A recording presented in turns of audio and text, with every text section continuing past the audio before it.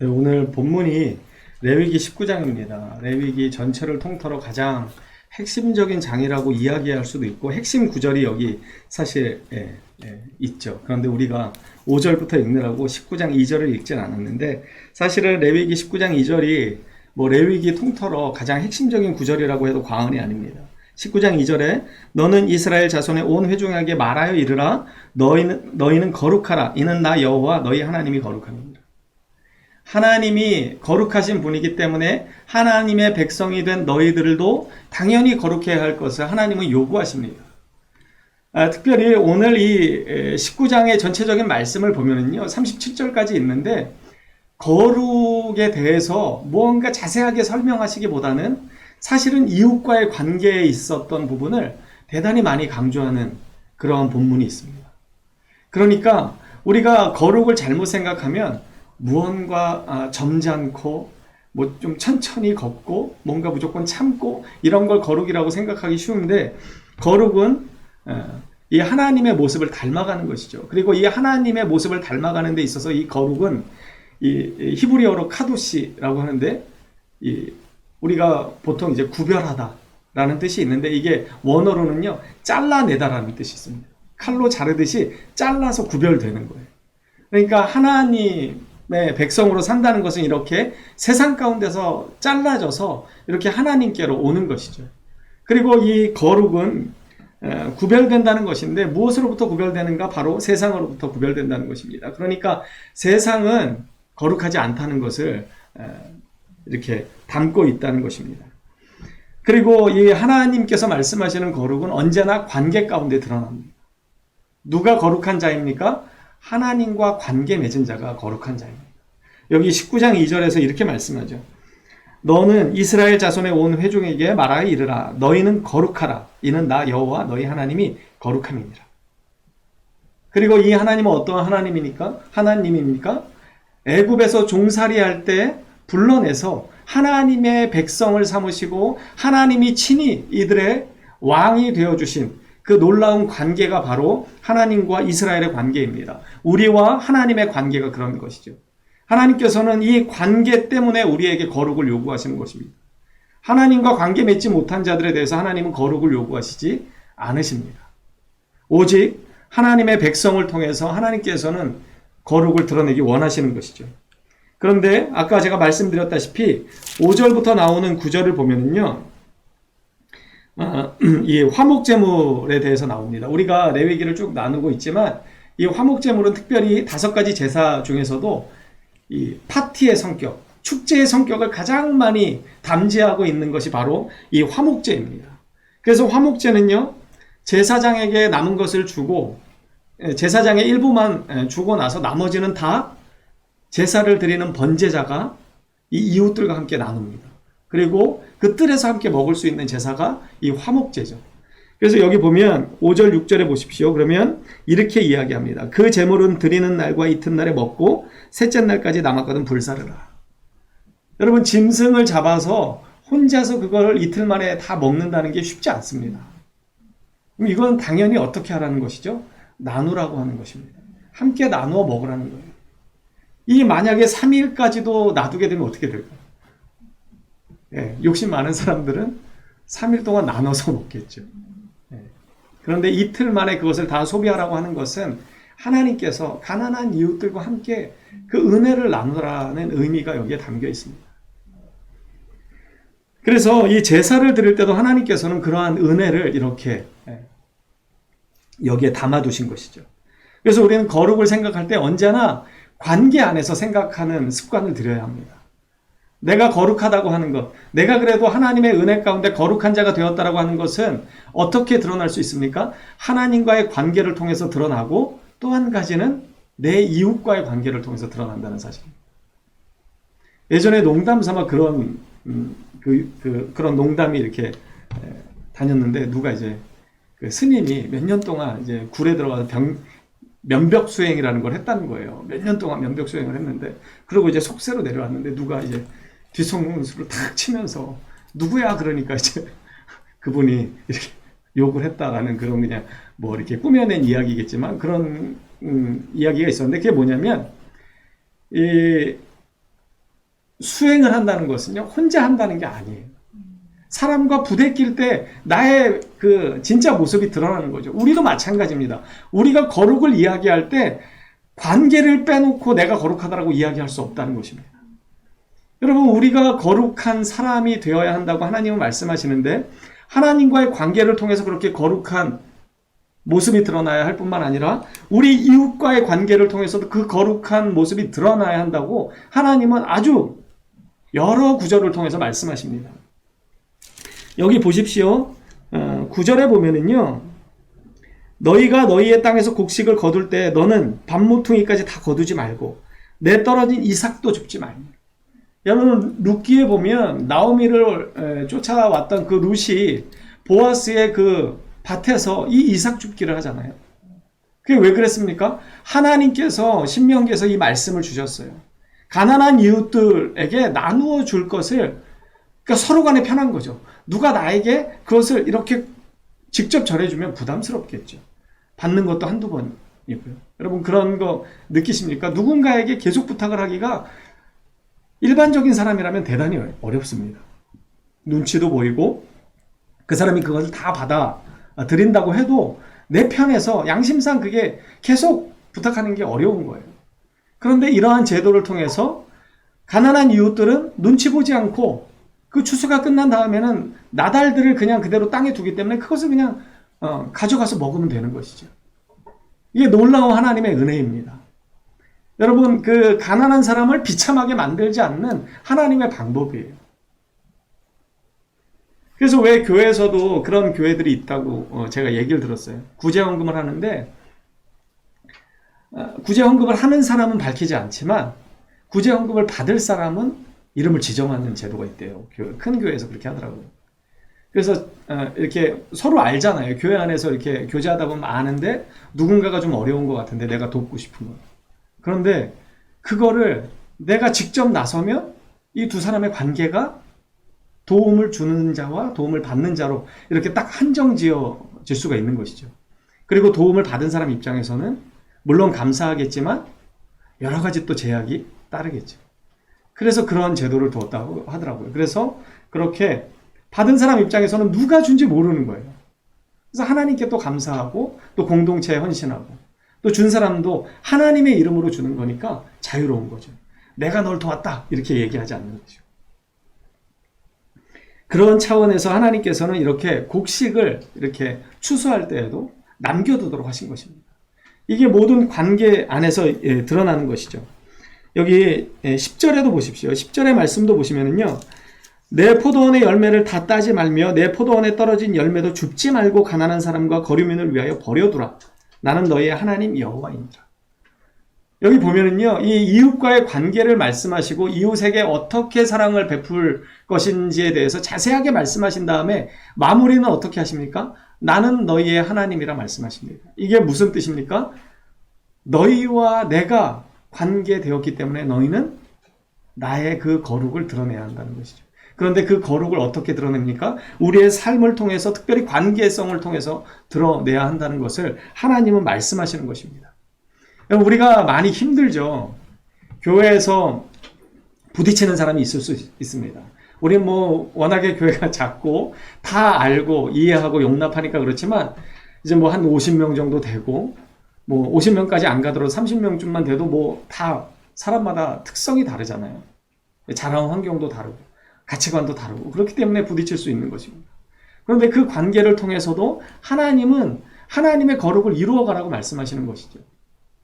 내가 그냥 홀로 예배드린다. 지금은 우리가 코로나의 특수한 상황 때문에 각자에 쳐서 예배를 드리는데 이거는 한정적인 특수한 상황임을 우리는 기억해야 합니다. 왜냐하면 우리는 모여야 해요.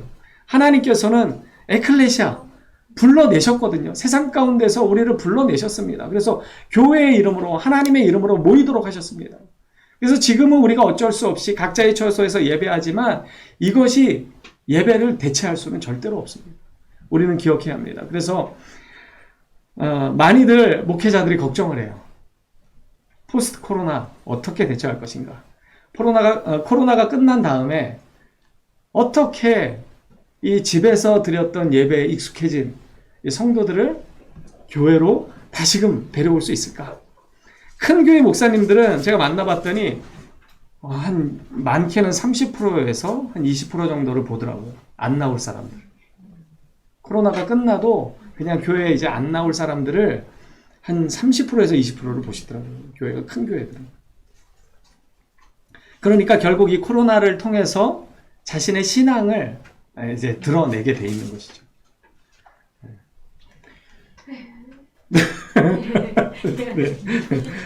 우리만 잘하면 돼요. 저 늘 얘기하는 게 목사님들끼리도 뭐 이런저런 세상 걱정하다가도 결국 결론은 뭐냐?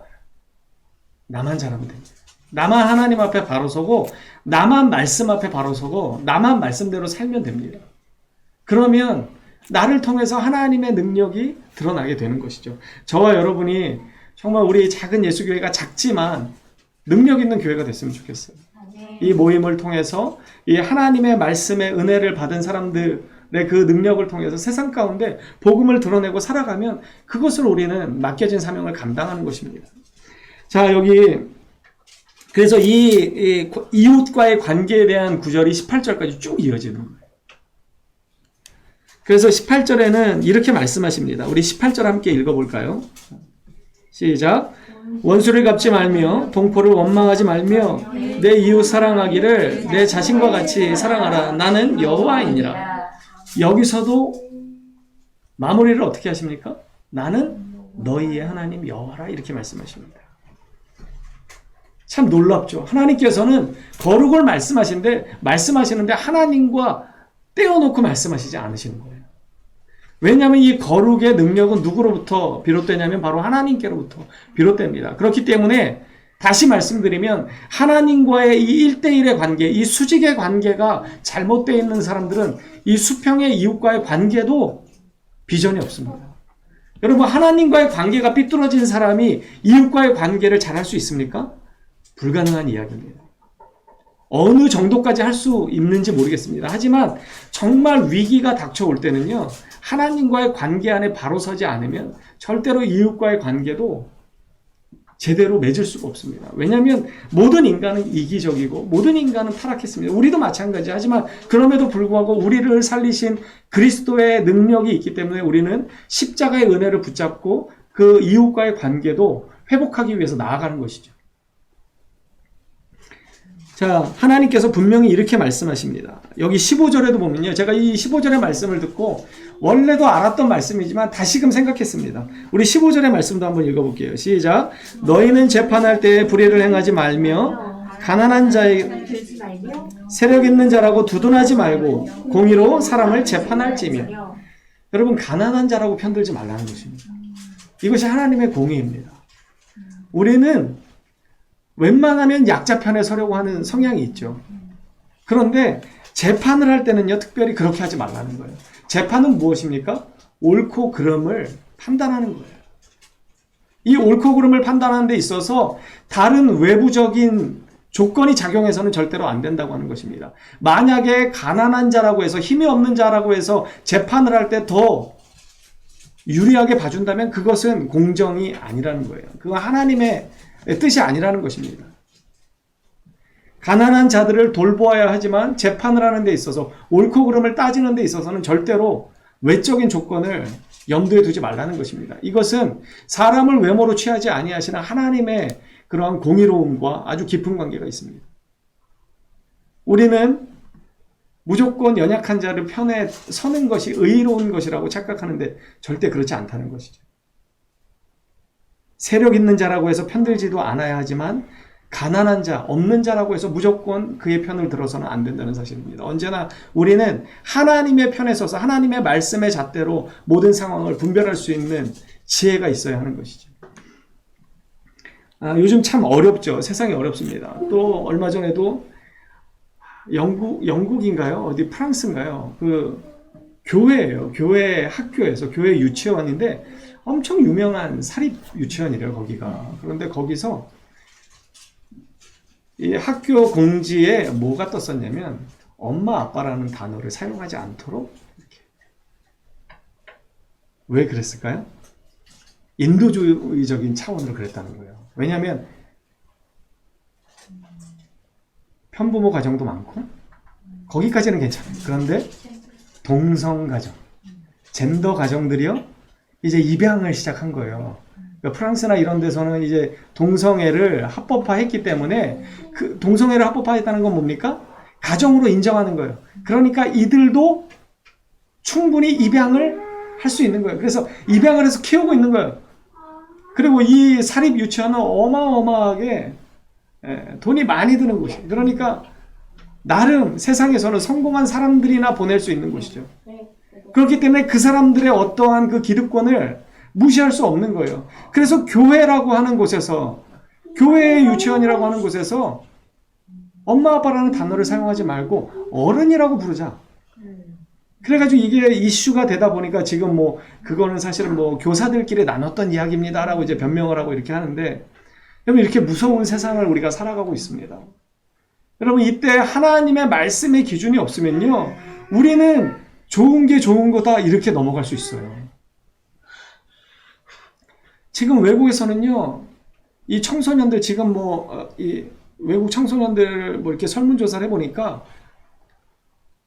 10명 중에 2~3명이 이 젠더의 그 성향을 갖고 있다고 고백한다는 거예요.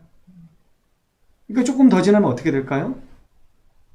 50%까지 금방 오는 거죠. 그럼 어떻게 됩니까? 반이 젠더라고 주장하는 세상을 살게 되면 어떻게 해요? 법이 다 바뀔 수밖에 없는 거예요.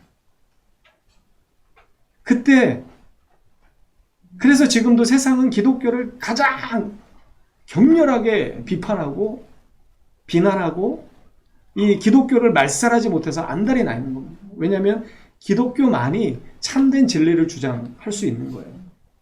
목에 칼이 들어와도 하나님의 말씀에 비추어서 우리는 이야기할 수 있어야 합니다. 이웃과의 관계 안에서 우리는 거룩을 드러내야 합니다. 어려운 이웃들을 돌봐야 하고 사랑을 나눠야 합니다. 하지만 이 거룩이라고 하는 것은 그냥 좋은 게 좋은 것을 주장하는 것이 아닙니다. 아닐 때, 정말 하나님의 진리를 거스릴 때만큼은 하나님의 말씀을 우리는 증거할 수 있어야 하고 주장할 수 있어야 합니다. 죽는 한이 있더라도 타협하지 않는 것에서는 타협하지 말아야 합니다. 그런데 지금 서구 나름 기독교의 선진 문물을 아주 엄청난 유산이라고 여겼던 그 선진국들이 다 무너졌습니다. 어찌 보면 대한민국이 저는 마지막 보루라고 생각합니다.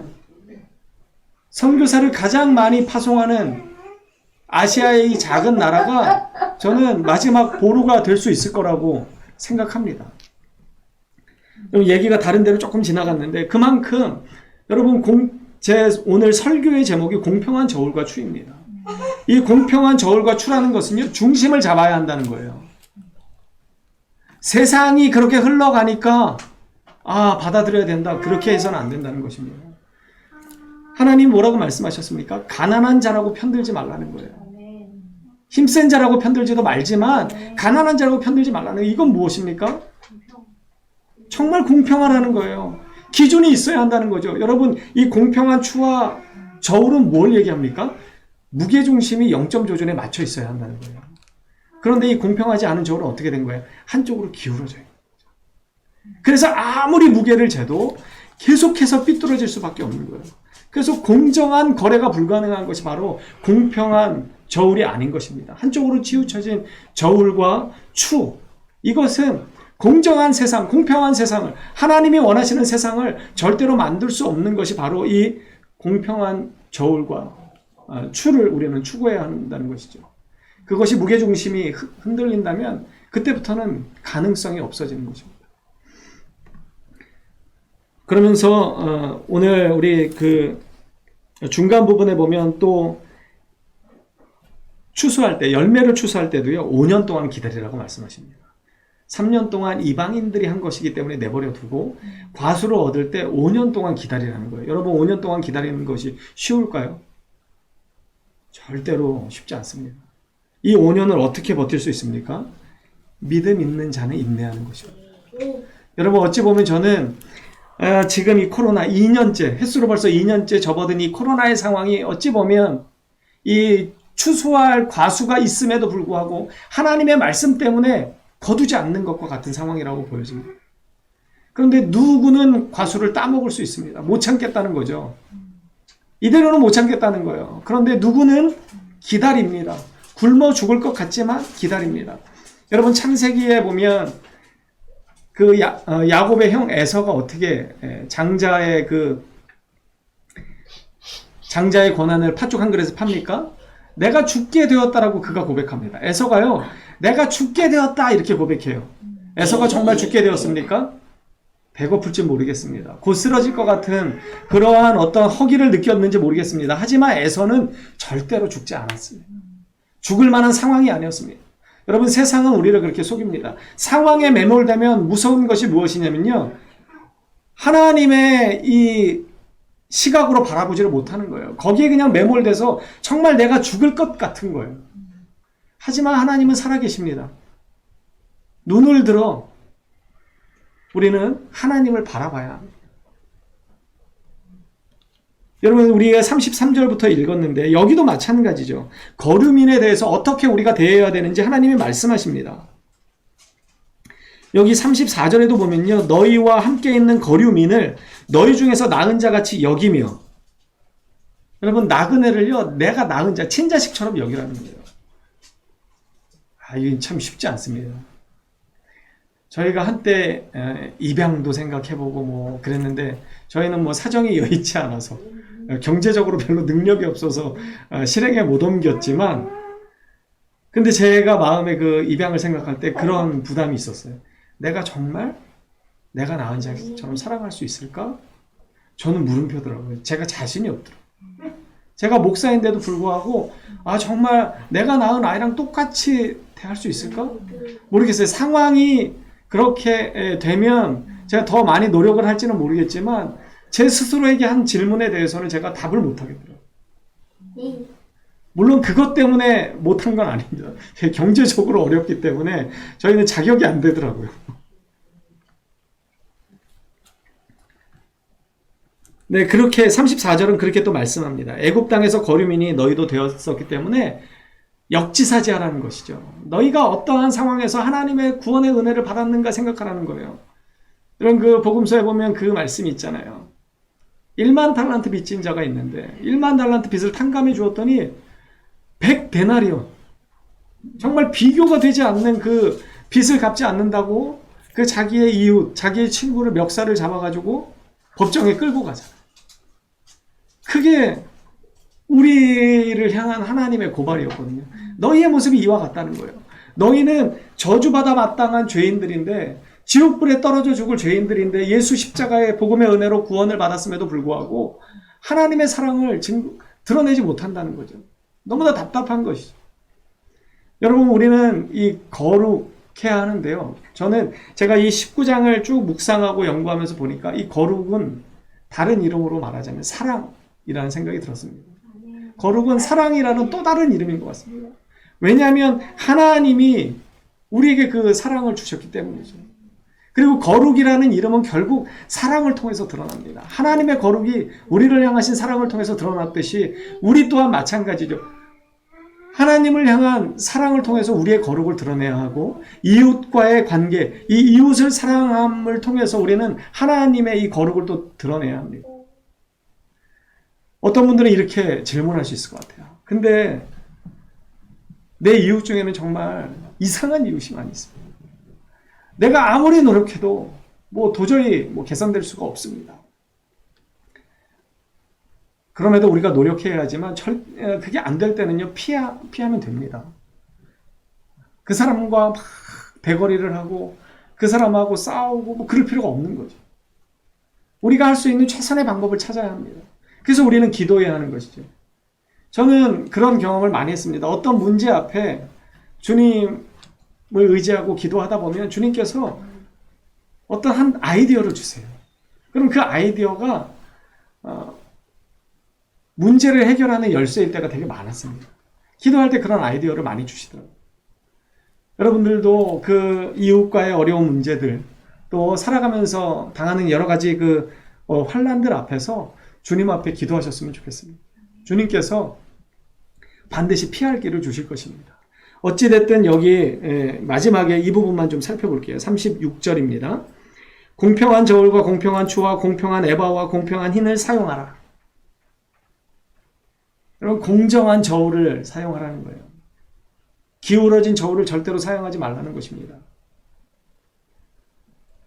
여러분, 세상이 공평할 때는요, 우리도 그렇게 하기 쉽습니다. 그런데요, 세상이 기울어졌어요. 그런데 우리는 공평한 저울을 사용해야 합니다. 여러분, 이렇게 생각해 보세요. 나도 장사를 하고 내 이웃도 다 장사를 합니다. 그런데 내 이웃 다 속이는 저울을 사용해서 돈을 벌고 있는 거예요. 똑같이 일을 하지만 그들은 내가 열흘을 할 걸 3일을 해서 돈을 법니다. 다 그래요. 나만 빼놓고. 그때 우리 어떻게 해야 합니까? 모두가 공평할 때는요, 괜찮습니다. 그런데 하나님 믿는 나 빼고는 다 속이는 저울을 사용한다면 여러분 어떻게 하시겠습니까? 그래서 크리스찬들이 많이 넘어졌죠. 이 문제 때문에. 세상이 그러니까. 남들도 그러니까. 그러다가 이 크리스찬들의 이러한 삶이 세상 사람과 별로 다르지 않는 삶이 드러나면 어떻게 합니까? 믿지 않는 자들은 똑같더라. 여러분, 여기서 똑같더라는 말은요, 정말 조롱의 말입니다. 여러분, 우리는 카도시 해야 합니다. 구별돼야 합니다. 잘난에서 완전히 떨어진 것처럼 구별되어야 하나님의 거룩을 드러낼 수 있습니다. 세상이 다 불공정해 보이고 다 속이는 저울을 가지고 살아갈 때라도 여러분, 우리만큼은 하나님의 말씀에 근거해서 공평한 저울, 미련해 보일지 모르지만 공평한 저울을 사용해야 하는 것입니다. 그것이 하나님의 거룩을 드러내는 유일한 방법입니다. 그렇게 살아갈 때 세상은 비웃을지 모르겠습니다. 그리고 세상에서는 정말 성공 못할지 모르겠습니다. 그래서 많은 손해를 볼지 모르겠습니다. 하지만 우리의 영원한 생명을 책임지시는 하나님께서, 우리의 거룩의 본이 되시는 하나님께서는 우리를 칭찬하실 것입니다. 여러분, 우리는 사랑을 통해서 우리의 관계 안에 거룩을 드러내야 합니다. 요한일서 4장 12절에 보면요, 어느 때나 하나님을 본 사람이 없다고 이야기합니다. 그런데 만일 우리가 서로 사랑하면 하나님이 우리 안에 거하신다고 이야기합니다. 여러분, 하나님을 사랑하는 것, 그리고 이웃을 사랑하는 것이 바로 거룩입니다. 세상이 아무리 기울어졌어도 공평한 저울로 세상을 살아가는 것, 그것이 거룩입니다. 여러분, 거룩을 드러내야 하는 그 삶을 우리는 꼭 기억해야 합니다. 다 속일지라도 우리는 공평한 저울을 가지고 세상을 살아가야 합니다. 그것이 하나님이 우리를 향하신 계획입니다. 그것이 구별됨입니다. 남들이 다 할 때 하는 것 별로 티나지 않습니다. 그럼에도 우리는 해야죠. 그리고 남들이 다 속일 때라도 우리는 그렇게 하면 안 되는 것입니다. 왜 그렇습니까? 하나님이 구별되신 분이기 때문입니다. 세상과 구별되셨고,